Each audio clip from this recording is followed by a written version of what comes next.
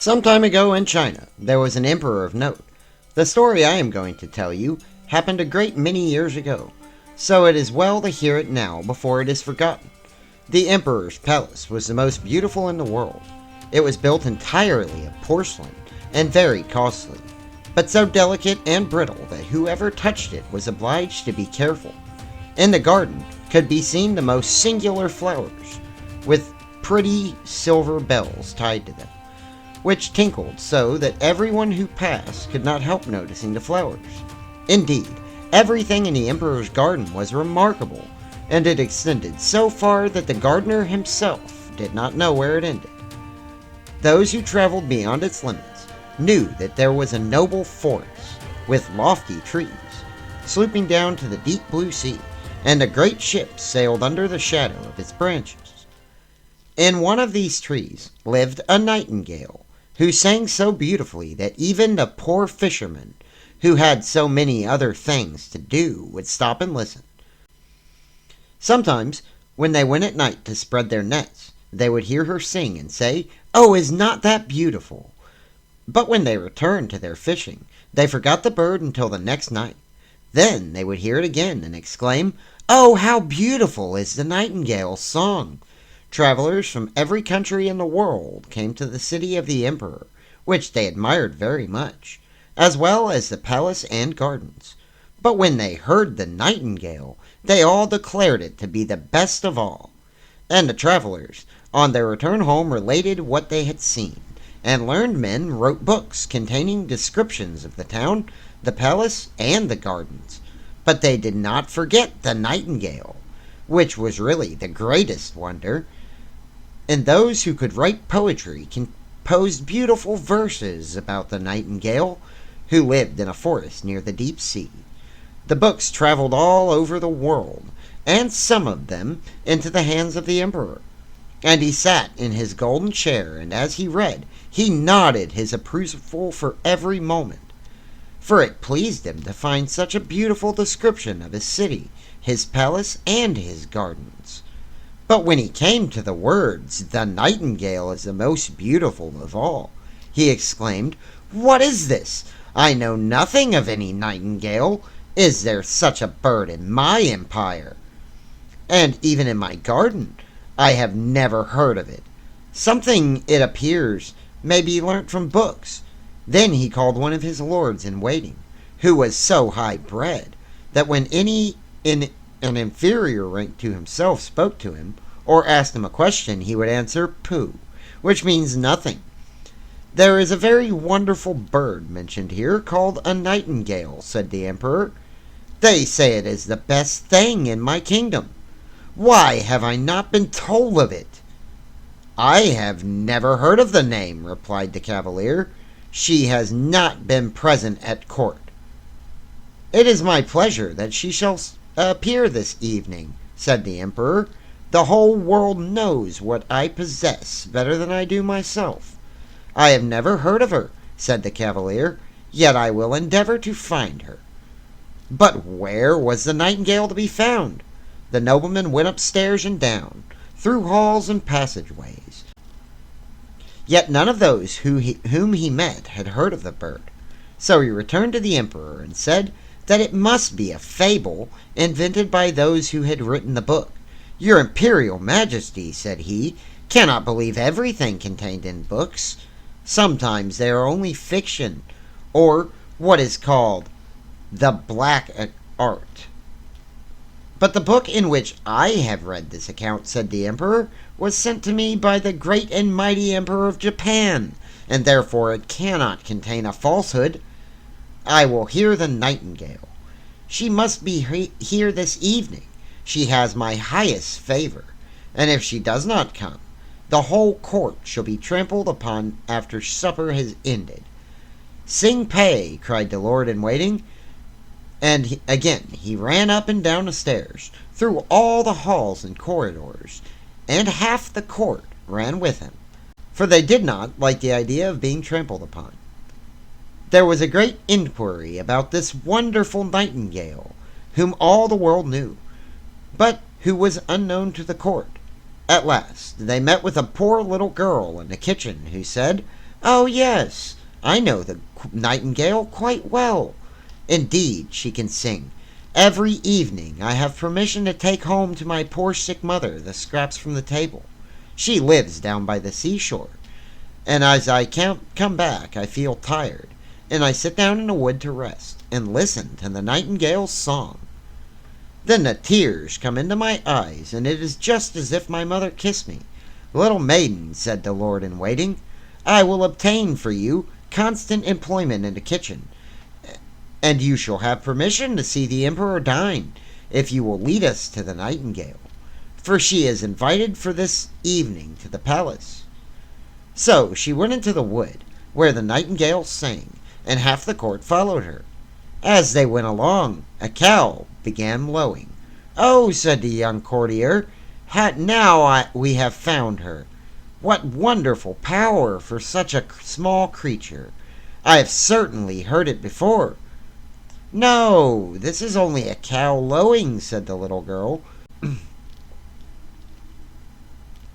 "We are a long way from the place yet." Then some frogs began to croak in the marsh. "Beautiful," said the young courtier again. "Now I hear it, tinkling like little church bells." "No, those are frogs," said the little maiden, "but I think we shall soon hear her now." And presently the nightingale began to sing. "Hark! Hark! There she is," said the girl. "And there she sits," she added, pointing to a little gray bird who was perched on a bough. "Is it possible?" said the lord in waiting.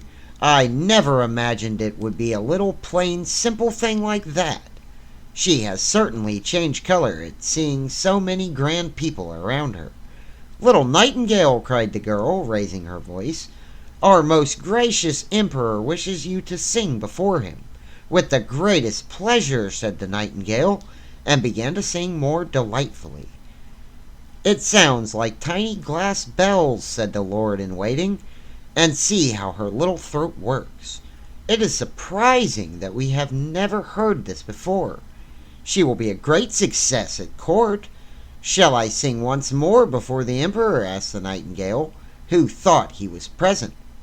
"My excellent little nightingale," said the courtier, "I have the great pleasure of inviting you to a court festival this evening, where you will gain imperial favor by your charming song." "My song sounds best in a green wood," said the bird, but still she came willingly, when she heard the emperor's wish. The palace was elegantly decorated for the occasion, the walls and floors of porcelain glittering in the light of 1,000 lamps. Beautiful flowers, round which little bells were tied, stood in corridors. What with the running to and fro and the drought, these bells tinkled so loudly that no one could speak to be heard. In the center of the great hall, a golden perch had been fixed for the nightingale to sit on. The whole court was present, and a little kitchen maid had received permission to stand by the door. She was not installed as a real court cook. All were in full dress, and every eye was turned to the little gray bird when the emperor nodded to her to begin. The nightingale sang so sweetly that tears came into the emperor's eyes and then rolled down his cheeks. As her song became still more touching and went to everyone's heart, the emperor was so delighted that he declared the nightingale should have his gold slipper to wear around his neck. But she declined the honor with thanks.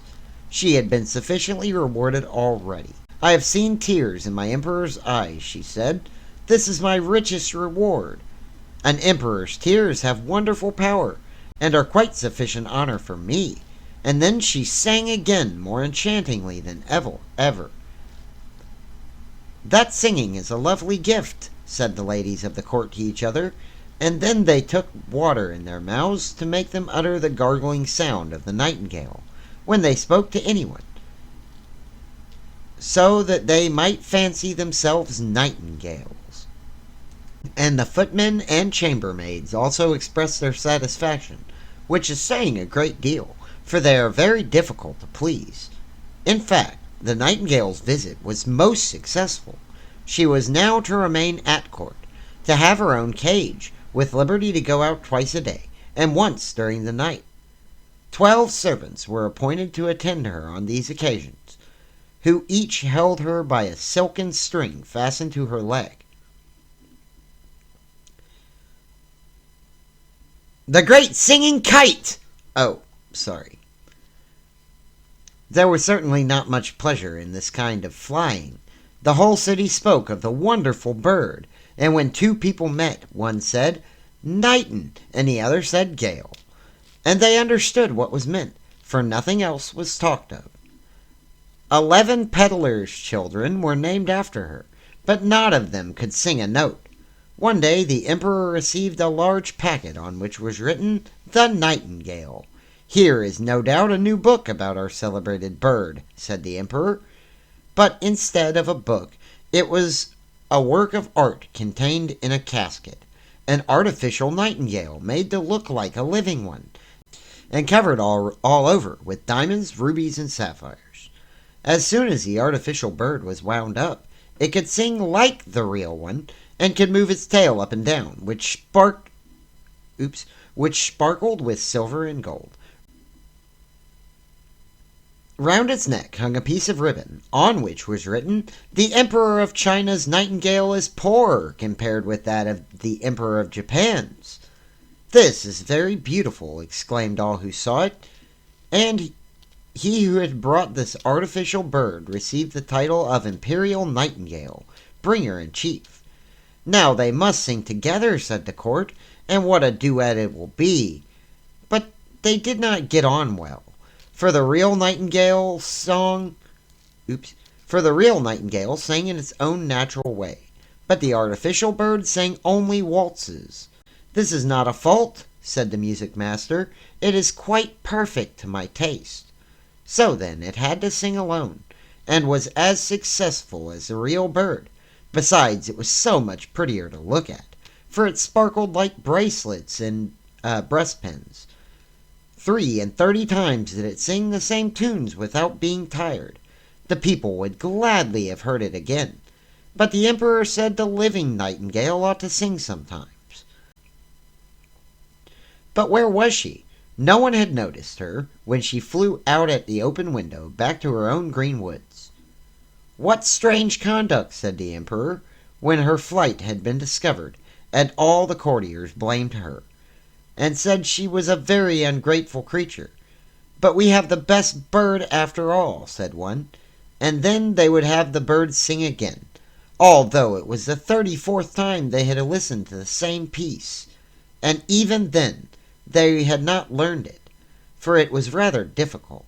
But the music master praised the bird in the highest degree, and even asserted that it was better than the real nightingale, not only in its dress and the most beautiful diamonds, but also in its musical power. For you must perceive, my chief, lord, and emperor, that with a real nightingale we can never tell what is going to be sung. But with this bird everything is settled.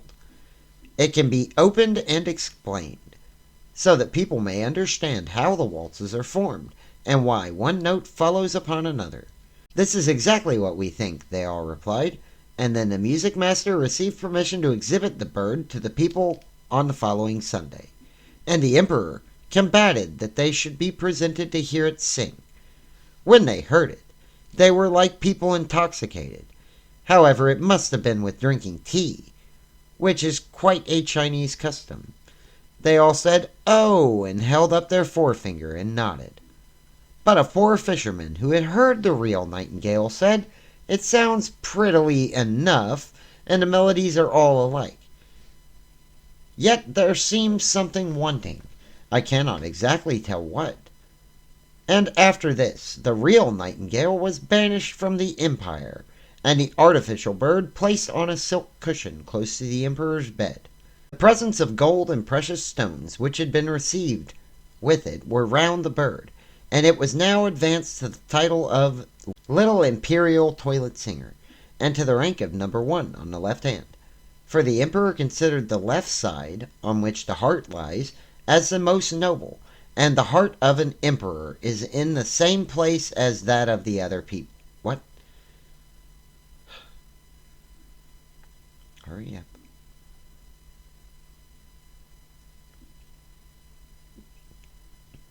and the heart of an emperor is in the same place as that of other people. The music master wrote a work in 25 volumes about the artificial bird, which was very learned and very long, and full of the most difficult Chinese words. Yet all the people said they had read it and understood it, for fear of being thought stupid and having their bodies trampled upon. So a year passed, and the emperor, the court, and all other Chinese knew every little tune in the artificial bird's song, and for the same reason it pleased them better. They could sing with the bird, which they often did. The street boys sang zee zee zee, cluck cluck cluck, and the emperor himself could sing it also. It was really most amusing. One evening, when the artificial bird was singing its best, and the emperor lay in his bed listening to it, something inside the bird sounded. Whiz! Then a spring cracked. Whirr! Went all the wheels running around, and then the music stopped. The emperor immediately sprang out of bed and called for his physician. But what could he do? Then they sent for a watchmaker, and after a great deal of talking and examination, the bird was put into something like order. But he said that it must be used very carefully, as the barrels were worn, and it would be impossible to put in new ones without injuring the music.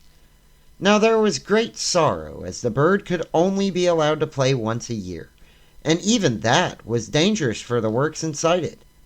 When the music master made a little speech, full of hard words, and declared that the bird was as good as ever, and of course no one contradicted him. 5 years passed, and then a real grief came upon the land. The Chinese really were fond of their emperor, and he now lay so ill that he was not expected to live. Already a new emperor had been chosen, and the people who stood in the street asked the lord-in-wait how the old emperor was. But he only said pooh and shook his head. Cold and pale lay the emperor in his bed. The whole court thought he was dead, and everyone ran away to pay homage to his successor. The chamberlains went out to have a talk on the matter, and the ladies' maids invited company to take coffee. Clothes had been laid down on the halls and passages, so that not a footstep could be heard, and all was silent and still.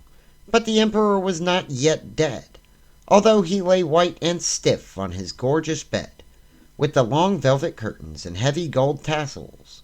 A window stood open, and the moon shone in upon the emperor and the artificial bird.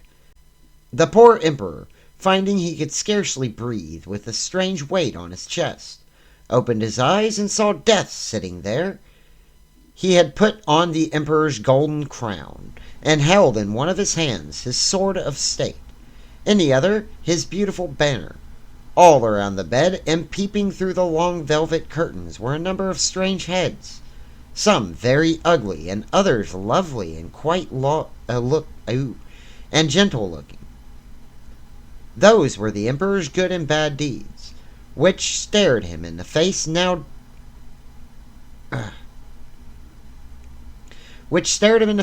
Now death sat at his heart. "Do you remember this? Do you recall that?"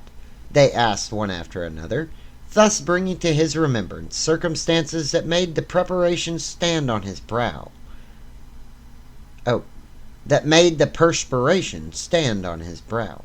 "I know nothing about it," said the emperor. "Music, music," he cried. "The large Chinese drum. That I may not hear what they say." But they still went on, and Death nodded like a Chinaman to all they said.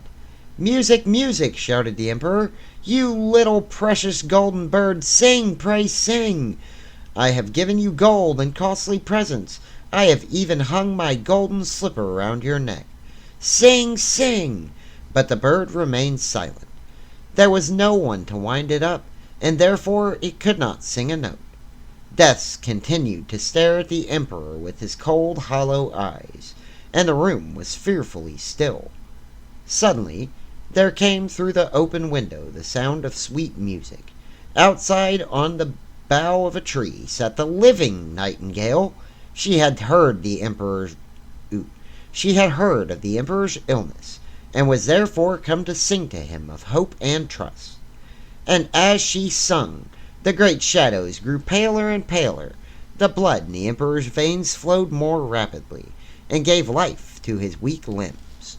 And even Death himself listened and said, "Go on, little nightingale, go on. Then will you give me the beautiful golden sword and that rich banner, and will you give me the emperor's crown?" said the bird. So Death gave up each of these treasures for a song, and the nightingale continued her singing. She sung of the quiet churchyard where the white roses grew, where the elder tree wafts its perfume on the breeze, and the fresh, sweet grass is moistened by the mourners' tears. Then Death longed to go and see his garden, and floated out through the wind in the form of a cold white mist. "Thanks, thanks, you heavenly little bird. I know you well. I banished you from my kingdom once, and yet you have charmed away the evil faces from my bed, and banished death from my heart with your sweet song. How can I reward you?" "You have already rewarded me," said the nightingale. "I shall never forget that I drew tears from your eyes the first time I sang to you. These are the jewels that rejoice in a singer's heart. But now sleep, and grow strong and well again. I will sing to you again." And as she sang, the emperor fell into a sweet sleep. And how mild and refreshing that slumber was! When he awoke, strengthened and restored, the sun shone brightly through the window, but not one of his servants had returned. They all believed he was dead. Only the nightingale still sat beside him and sang. "You must always remain with me," said the emperor. "You shall sing only when it pleases you, and I will break the artificial bird into 1,000 pieces." "No, don't do that," replied the nightingale. "The bird did very well as long as it could. Keep it here still.